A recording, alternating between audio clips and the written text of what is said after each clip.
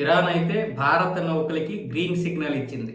ఇక ఈ నౌకలకి ఎటువంటి ఆటంకాలు రావు, మీరు వెళ్ళొచ్చు, ఎక్కడ కూడా అబ్జెక్షన్ లేదు అన్న విధంగా భారతదేశం నౌకలతో పాటు చైనా నౌకలు, అలాగే రష్యా, ఇరాక్, పాకిస్తాన్ ఈ 5 దేశాల నౌకలకి ఎక్కడ ఆటంకం లేకుండా సపరేట్గా ఒక కారిడార్ ఏర్పాటు చేసి ఆ కారిడార్ ద్వారా నుంచి స్ట్రైట్ ఆఫ్ హార్మోజ్ ద్వారా పంపించే ఏర్పాట్లు అయితే ఇప్పుడు ఐఆర్జీసీ చేస్తున్నట్లుగా అబ్బాస్ అరాగ్జీ ఉన్నారు కదా, విదేశాంగ మంత్రి, ఆయన ప్రకటన చేశారు. ఇక్కడ ముంబైలో ఉన్నటువంటి ఇరాన్ కాన్సులేట్ కూడా దీన్ని ధృవీకరించింది. భారతదేశం నౌకలు ఇక్కడికి రావడానికి అన్ని చర్యలు పూర్తయిపోయి ఇక ఏ నౌక కూడా అక్కడ ఆగదు.